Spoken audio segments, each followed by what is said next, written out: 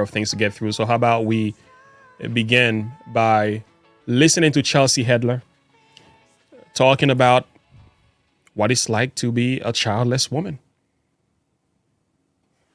Day in the life of a childless woman. This is a day in the life of a childless woman. I wake up at 6 a.m. I remember that I have no kids to take to school, so I take an edible, masturbate, and go back to sleep.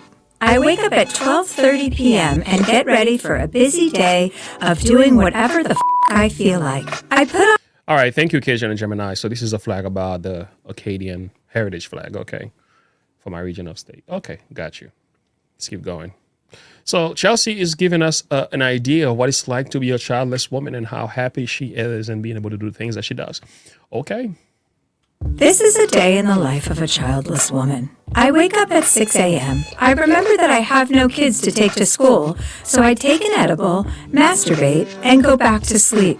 I wake up at 12:30 p.m. and get ready for a busy day of doing whatever the I feel like. I would like to hear your guys' perspective at the end of this video. My question is, what is your first thought by the time when we're done here? What is your first thought concerning this video and what she is talking about here concerning her life being a childless woman?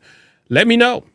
I put on my most impractical and stylish shoes since I won't be chasing a child around the grocery store. I go to my fave spot in Paris to grab a croissant. I do a meditation sesh on the plane since I have no screaming kids, allowing me all the time in the world to become enlightened. The weightlessness of my existence has granted me superhuman powers.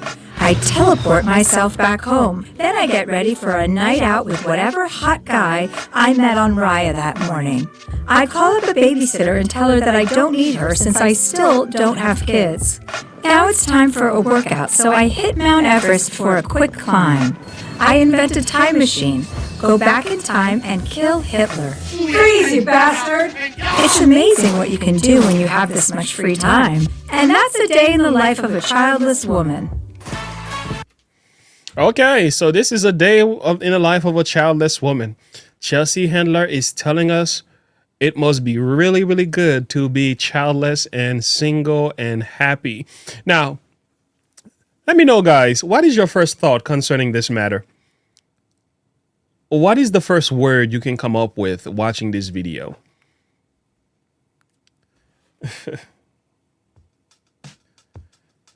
What we got going on here?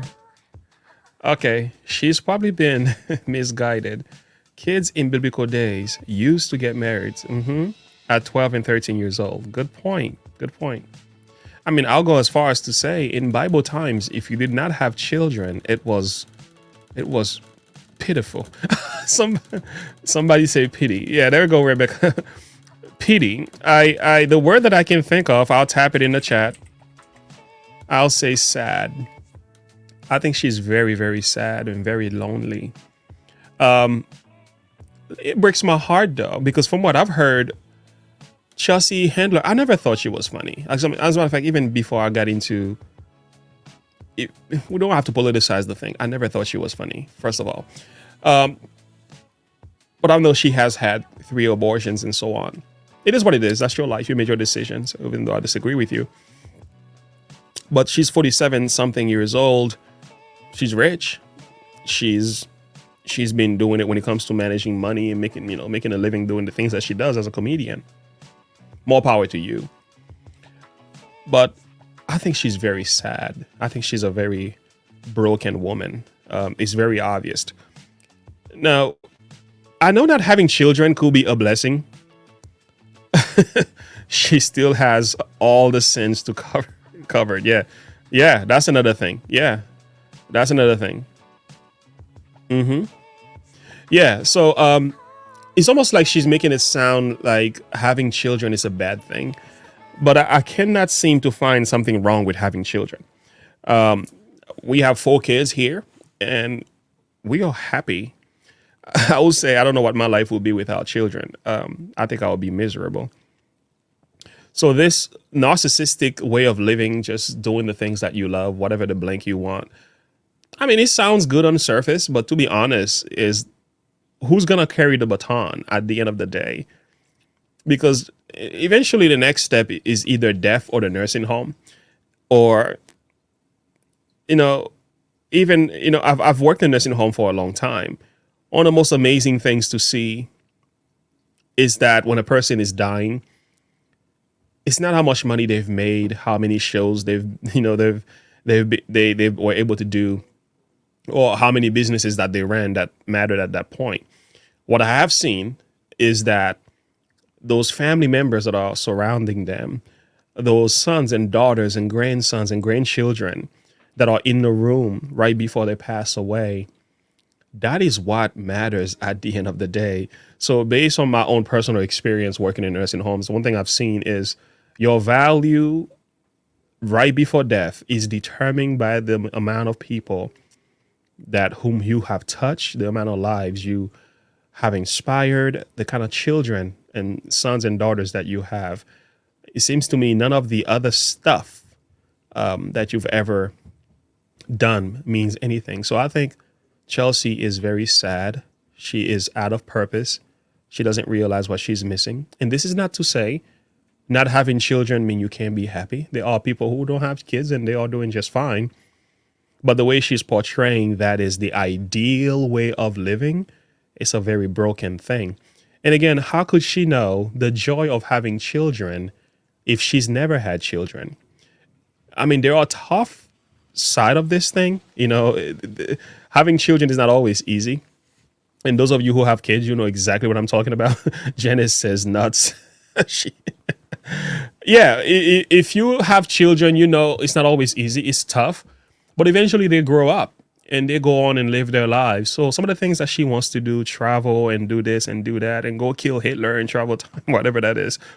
I mean, you can do those things once your kids are out of the house, but at least you have a legacy to leave behind. You have some grandson and granddaughters you can talk about.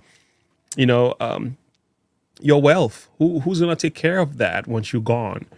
You're going to leave it to the states because, they're pretty good at getting ownership of these things and use them for their own glory. So I think Chelsea is, I feel like she is sad. She is broken.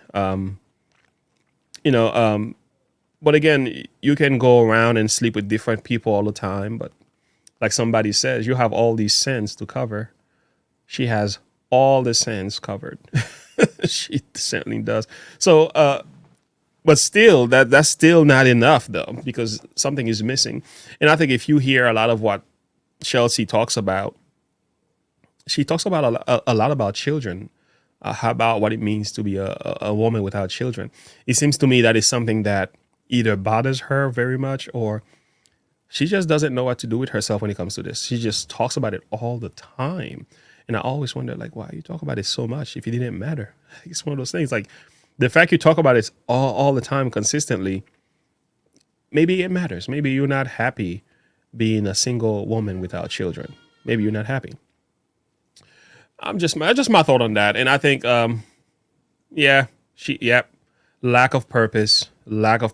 I don't know what life will be without children. And again, I will not say you have to have children to be happy, but I don't know what that life is. So maybe it's just me being naive. So just a thought.